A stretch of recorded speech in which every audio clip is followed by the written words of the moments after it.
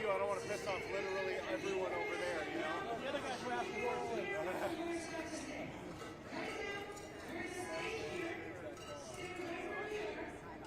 I'll pull it, but if people start screaming, I'm going to stop. Oh, back. Back? Oh, okay.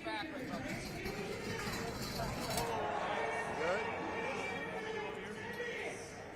No, it's once in there with you guys.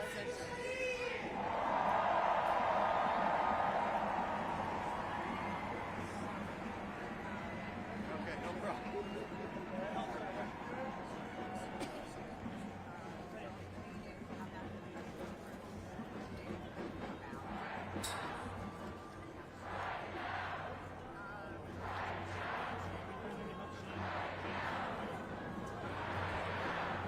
They're going to send them back. They're going to send his ass back. You didn't honor the green card. Green card. So they're sending his ass back. Sending his ass back. Sidewalk doesn't stay clear, then everybody's going to leave. No choice.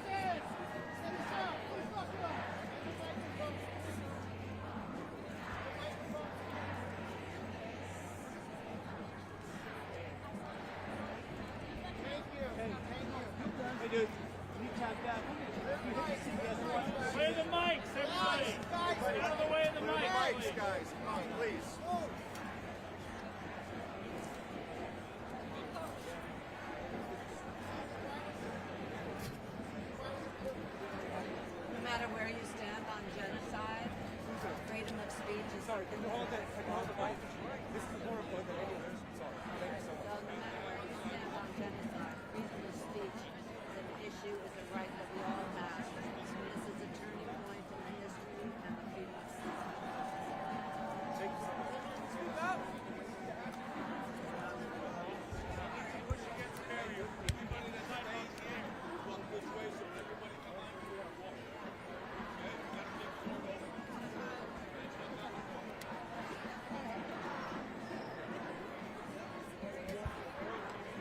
Everybody, can we take 2 to 4 steps back? They need a little bit of space at the microphones, please.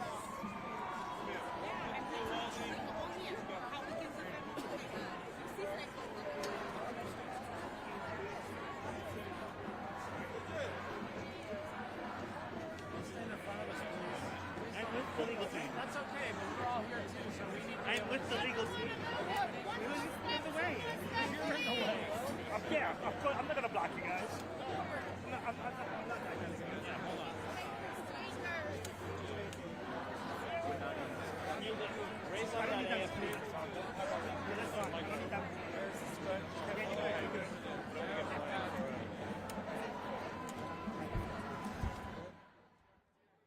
Proper legal basis to do so. He indicated what he thought the proper legal basis might be, but it's up to the parties to make those particular arguments. So a lot of process, but no real substantive justice for Khalil. And he remains in an ICE detention facility in what has been called Louisiana, which, as we know, is a state, not a specific location. Okay. Anything else? That's it. Thank you so much. Appreciate it. Yeah. Always good to see you. You're welcome. Thank you. Turn it off? Yeah.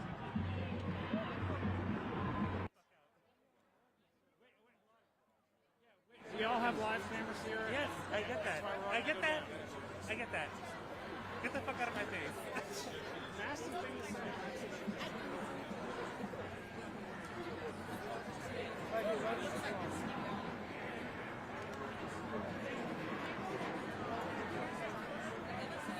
You gotta leave some room for the sidewalk. You gotta let people pass through. Let's go.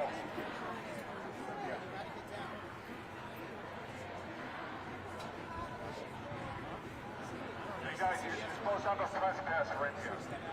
Start moving out. If you don't have a press pass, you gotta get out. Let's go. The CBS. I just wanted to accept my phone. Put the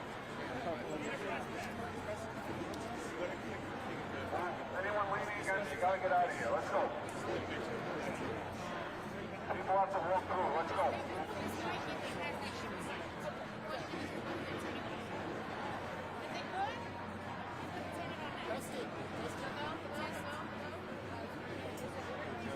Do you want to pass a message with this?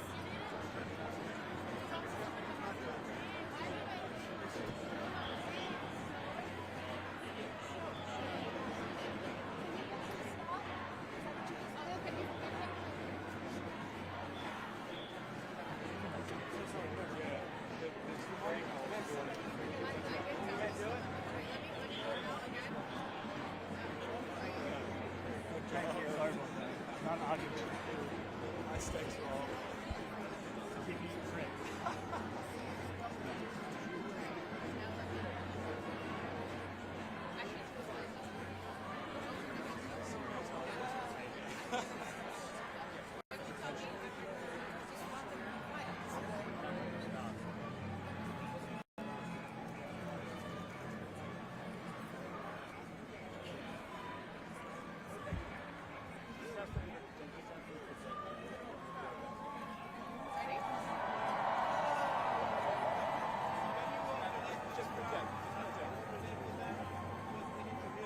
They're gonna play it though. All right.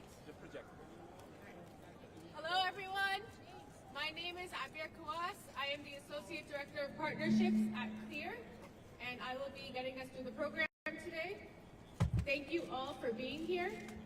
We have a number of speakers here to provide updates and statements of support regarding Mahmoud Khalil's case. Mahmoud's attorneys are here to provide updates and a brief statement from Mahmoud's wife, Attorneys will be taking questions at the end. So we'll be starting with our first speaker, Ramzi Qasim. He is the co-director and founding director of CLEAR, Creating Law Enforcement Accountability and Responsibility. He's a professor of law at the City University of New York and part of Mahmoud's legal team. Welcome, Ramzi. Thank you. Good afternoon, everyone. As we tried to make clear in court today, what happened to Mahmoud Khalil is nothing short of extraordinary and shocking and outrageous. It should outrage anybody who believes that speech should be free in the United States of America. Mr. Khalil is a lawful permanent resident. He was coming home with his U.S. citizen wife, who was 8 months pregnant, and he was taken by U.S. government agents in retaliation, essentially for exercising his First Amendment rights, for speaking up in defense of Palestinians in Gaza and beyond, for being critical of the U.S. government and of the Israeli government. Those are the reasons why he was targeted. Those are the reasons why he was detained. And that's the reason why the government also moved him to Louisiana in further retaliation for the fact that on the night of his arrest at home, he filed a habeas corpus petition in this court, which he also had a constitutional right to do. In retaliation for that, he was moved to Louisiana to take him away from his lawyers, to take him away from accessing this court, to take him away from his family and his support network. And so every day that Mahmoud spends in detention in Louisiana as a day too long, we and he fully intend to vindicate not just his First Amendment rights, but those of all Americans, frankly, and all lawful permanent residents, and anybody who wants to speak out. It simply cannot be the case that you can be disappeared at night off the streets of New York City simply because the current U.S. government, the current administration of the White House dislikes what you have to say. That is, not just un-American, it's also unacceptable. And so Mr. Khalil and we will fight as hard as we need to in court to bring him home to New York City as soon as possible, and that's one of the motions that is now pending before this court. It is a motion to bring him back home and to free him so that he can fight this removal case. Now, Ramzi, why did you not take the judge's invitation to argue the merits? So I won't be answering questions right now, but Can you just tell us just how unprecedented something like this is? Can you just talk about that? look, this. No questions yet. Okay, just that question. So I'll just say this and I'll step back. It is absolutely unprecedented. The grounds that are being cited by the government for purportedly claiming to revoke his green card and putting him in removal proceedings. This is a person who is a lawful permanent resident. This is a U.S. person. Those grounds are vague. They are rarely used, essentially they are a form of punishment and retaliation for the exercise of free speech. We think it won't fly in federal court. We think it won't fly in immigration court, and it certainly should not fly in the court of public opinion. Why not raise that today? The judge gave you the option. All right, thank you, Ramzi.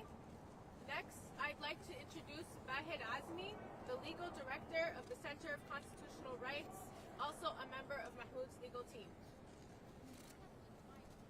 Spell your name, please. Bahir Azmi, B-A-H-E-R, A-Z-M-Y, from the Center for Constitutional Rights. Mr. Khalil's detention has nothing to do with security. It is only about repression. The United States government has taken the position that it can arrest, detain, and seek to deport a lawful permanent resident exclusively because of his peaceful, constitutionally protected activism. In this case, activism in support of Palestinian human rights and an end to the genocide in Gaza. The government takes the position that because the Secretary of State finds his dissent unacceptable or contrary to U.S. foreign policy, he can be deported. As Ramzi suggested, it's largely unprecedented, save for ugly historical precedents, including the Red Scare and McCarthyism. That's what we're talking about. We're also talking about a period of repression that the Center for Constitutional Rights knows well, following 9/11, when we were in the courts trying to get people out of secret detention. One thing that's different now is the legal infrastructure is so much stronger, and everyone out here on the streets knows that we cannot hide in the face of this amount of repression. We will be fighting in the courts and fighting in the streets to bring Mahmoud home and prevent this level of repression from spreading to many others, as the administration has threatened to do. Why not argue the merits in court today, sir? The judge invited repeatedly. Thank you, Bahid. Now we'll hear from Professor Joseph Howley, an associate professor at Columbia University. Good morning. My name is Joseph Howley, H-O-W-L-E-Y, and I'm an associate professor of classics at Columbia University. The last time I spoke at a press conference was April 18th. That day, police officers in crowd control gear entered our campus for the first time in decades and carried off dozens of students who were peacefully and quietly encamped on one of the enclosed lawns in front of our library, threatening no one. As I watched this unfold in horror, I was asked to speak at an emergency press conference alongside Mahmoud, who had just been asked to negotiate on behalf of the encampment. It is always dangerous to speak in public for Palestinian rights, safety, and freedom with your face uncovered and your name declared. You can be sure you will be harassed, doxxed, terrorized. People will try to get you fired from your job. For speaking here, I will receive a new round of death threats, slander, complaints to my employer. When I step down from here, I will publish these remarks to protect me from the inevitable attempts to misrepresent my words. And Mahmoud, as a student negotiator, took these same risks and many more. Mahmoud is a man of decency, honor, and kindness. He has distinguished himself in his work as an advocate and negotiator, as someone committed to peaceful resolution of difficult situations. He is a consummate diplomat in his disposition and his character. What the Trump government is doing to Mahmoud is obscene. It is unreasonable, intolerable, unconstitutional. So why do they think they can get away with it? The Trump administration is betting that Americans will happily look the other way as one more Palestinian is victimized here on American soil. They are betting that when you hear Mahmoud's name or the word Palestinian, the parts of you that make you a thinking and rational and caring person will switch off, and you will believe the worst about him, and you will turn a blind eye to these grave violations of his rights. And after what I've seen over the last year and a half, I'm not sure they're wrong. Anti-Palestinian groups have spent all year casually leveling the most dangerous accusations on the flimsiest grounds, and members of our own community have repeated them. Don't like seeing a kafiyeh? Call them a terrorist and call the cops. Don't like their views? Call them anti-Semitic and get them expelled. Don't like that your Jewish colleague has the chutzpah to say free Palestine? Report him for Jew hatred to a university task force. Don't like seeing a broad and diverse movement of courageous young people standing together against the ethnic cleansing of Gaza? Call your friends in the government and send the feds to their door. As an educator, it disgusts me that anyone who wants to be taken seriously in association with a university would deal so ignorantly with language and truth. But more than that, I am ashamed as a Jewish person that this kind of slander has found currency in some parts of my own community in service of the racist and anti-Semitic Trump agenda. Trump's claim that this atrocity combats anti-Semitism is insulting. We will not take lectures on anti-Semitism from segregationists and neo-Nazis. We will not allow a white supremacist president and his party to claim the mantle of Jewish safety as they shred the Constitution and spin outlandish legal theories to justify the suppression of dissent and the brutalization of those who oppose war and apartheid.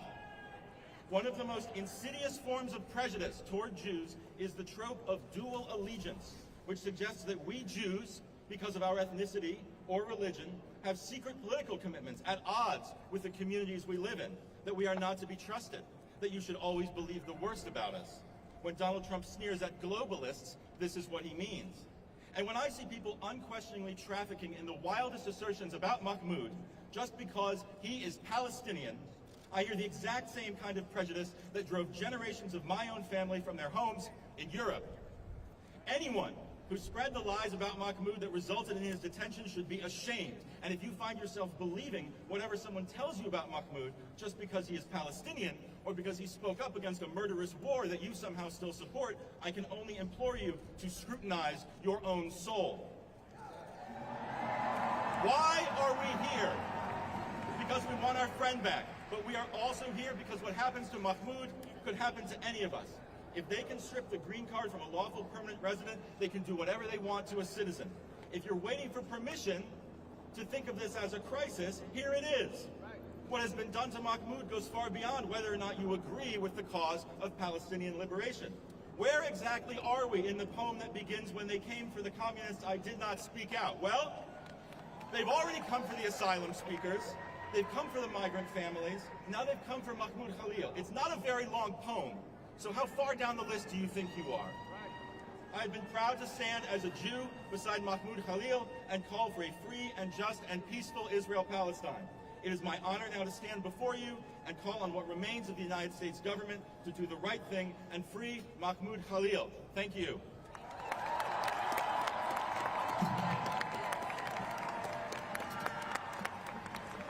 Hi, next we'll have Joshua Draytel from the law firm representing Mahmoud.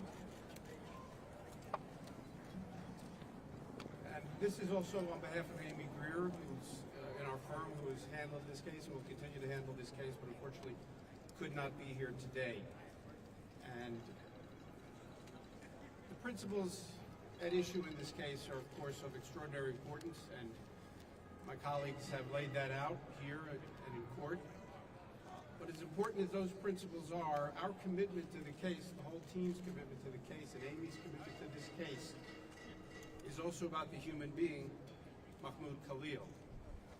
He is a person who is loved, who is respected, who has earned that through his conduct and his commitment to his community and to all of us. We thank the people beyond the cameras who are here for their support. And we appreciate it, Mahmoud appreciates it, and ultimately, the rest of this country and the world will appreciate it. Thank you. Thank you. Next, we'll have Professor Nadia El-Hedj, a professor of anthropology at Barnard and Columbia. Hello, my name is Nadia El-Hedj. Last name is Abulelhaj. So how did we get here? How did we get to the point where Mahmoud Khalil, a mild-mannered and thoughtful Palestinian political activist, a legal permanent resident of the U.S. who has not been charged, let alone convicted of a crime, can be picked up outside his home and shipped to a Louisiana detention center? That the Secretary of State and the President can name him as the first of many who will be rounded up and deported for what is, in fact, political dissent. This is a witch hunt of an order we have not seen since the McCarthy era. Then the archetypal threat to America was the allegedly communist Jew. Now it is the allegedly anti-Semitic Palestinian. But lest the Democratic Party feel self-satisfied as the Republican administration takes a sledgehammer to our basic constitutional rights, this did not begin 2 months ago. Beginning in the fall of 2023, most Democrats in local, state, and national levels joined in the maligning of Palestinian and pro-Palestinian demonstrators. They labeled the movement anti-Semitic as operating in support of terrorism, ignoring the reality on the ground to which these students were responding. The urgency that you saw, the rage even, of student demonstrators last year was driven by a commitment to the urgency of the situation, the need to stop the genocide in Gaza. The Democrats, however, crawled into bed with MAGA Republicans quite clearly in congressional hearings that began in the fall of 2023, when university presidents began to be hauled before the committee, as if the hearings were actually about anti-Semitism. The party of Charlottesville, the party of Nazi salutes and support for Germany's neo-Nazi party, the AfD, is not concerned with anti-Semitism. And no Democrat that has aligned with them can be taken seriously on that front. Insofar as you, our Democratic politicians, continue to refer to Mahmoud Khalil's speech as abhorrent, presumably while defending his right to say what he does. That is, presumably while defending his right to be abhorrent. You are part of the problem. Stop demonizing student activists who are demonstrating to save Palestinians in Gaza and the West Bank from ethnic cleansing and total annihilation. Stop replicating the crimes of McCarthyism. And here I mean not just the criminalization of certain forms of political speech.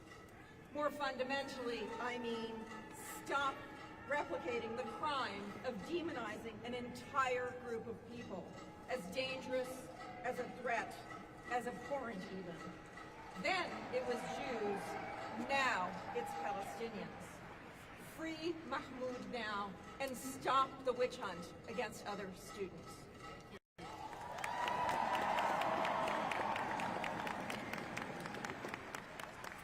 Thank you, Professor. Next, I'd like to bring up Rosanna Scotto, one of the staff attorneys at CLEAR, who will be reading a statement by Mahmoud's wife.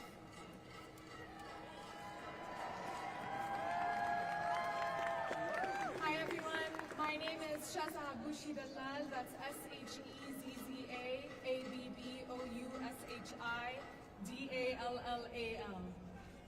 I am a staff attorney with the CLEAR Project and one of Mahmoud Khalil's attorneys, and I will be reading a statement on behalf of Mahmoud Khalil's wife, who does not wish to be named.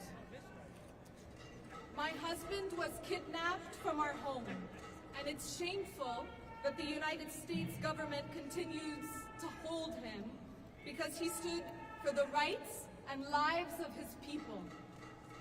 I demand his immediate release and return to our family. His disappearance has devastated our lives. Every day without him is filled with uncertainty, not just for me, but for our entire family and community. Our loved ones are struggling with the pain and fear of his sudden absence. And yet, we are not alone. So many who know and love Mahmoud have come together, refusing to stay silent. Their support is a testament to his character and to the deep injustice of what is being done to him. Thank you.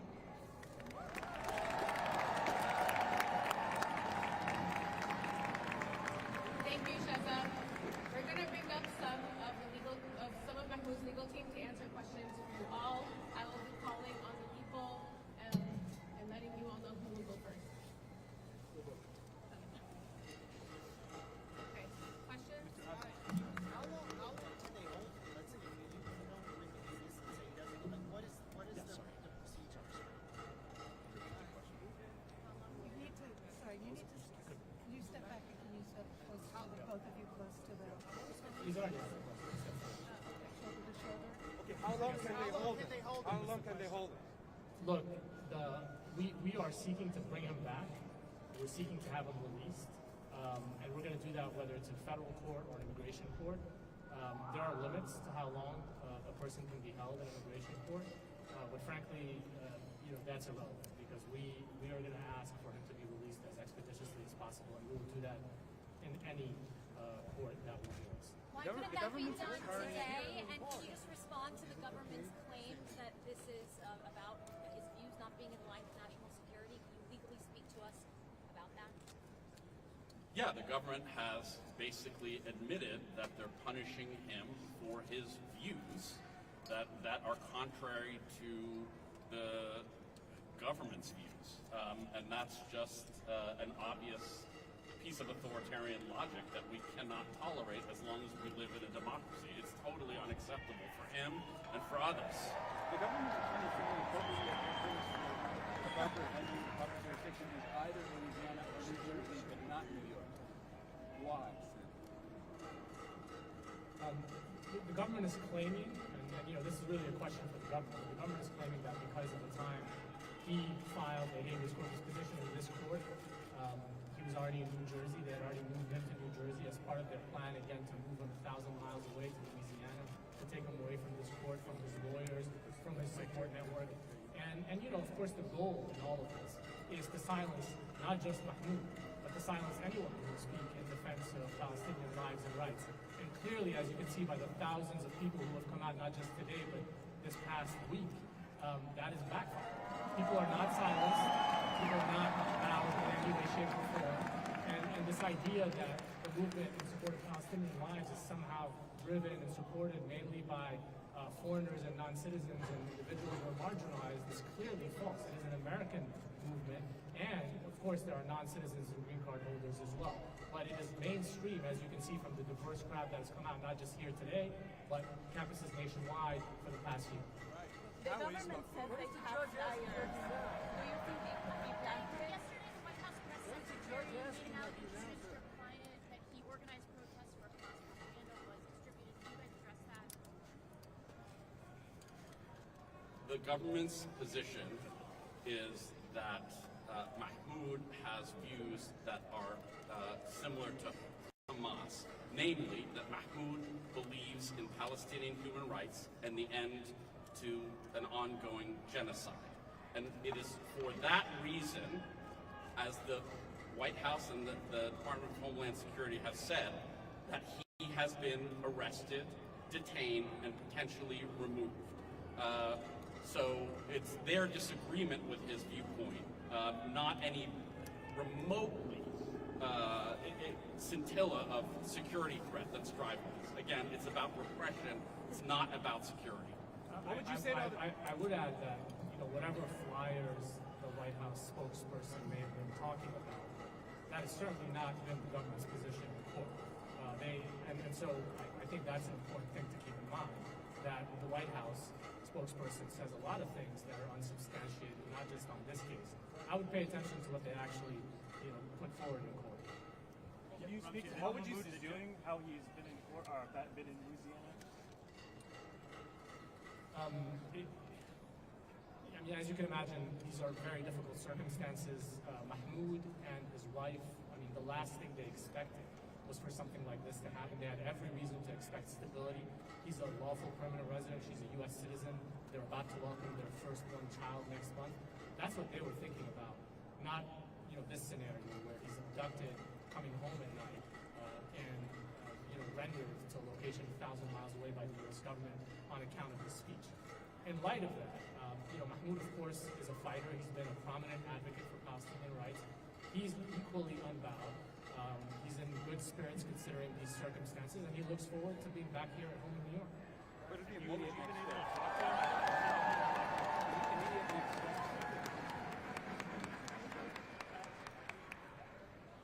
The questions about immediate next steps, we will be filing amended papers demonstrating joined by our colleagues from the ACLU and the New York Civil Liberties Union, filing amended papers that substantiate in more detail the unlawful nature of his detention, and thereafter will pursue an expedited schedule to have the court hear his demand that his detention is unlawful and that he should be released. And we will also be dealing with the government's claim that this court is not the proper venue, and largely at the same time over the next week. What would you say to others legally why this is they're saying what they're saying publicly versus what's happening in court? It's two different things. What is the legal reason for what the government is explaining to why to do? How are they justifying it? Yeah, the government, as far as we understand it, is relying on a rarely used provision in immigration law to justify the detention of a lawful permanent resident and his placement and removal proceeding. It is a provision that basically says that if the Secretary of State determines that a non-citizen's presence or activity in this country poses a serious risk of adverse foreign policy consequences potentially, that person can be processed for removal. Now, of course, that provision is not only rarely used, it is certainly not intended by Congress to be used to silence dissent. In other words, the times that it has been used to, for example, prohibit the visas for folks who have, people who have interfered with democracy in their home countries, former officials, those are the kinds of scenarios where you see that law used. It is not intended to be used to silence pro-Palestinian speech or any other speech that the government happens to dislike. And for that reason, we believe that this case is not going to set the precedent that the government wants it to set, whether it's in federal court or an immigration court. And you already know just by looking behind you that it's not having the effect that the government wants it to have on people's solidarity with Palestinians.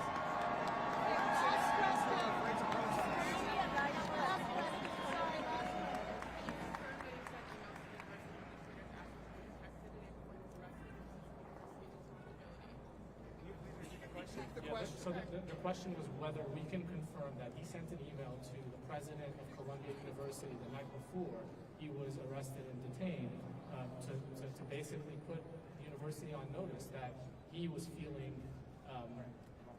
unprotected by the university and that he was worried about detention by ICE and doxing and actions by private actors. He was in fear for his life and well-being. That is accurate. He did send that email to the head of Columbia University, and I think his email raises an important question. This is a university that has spent the better part of the last year talking about its duty to protect students and to keep them safe.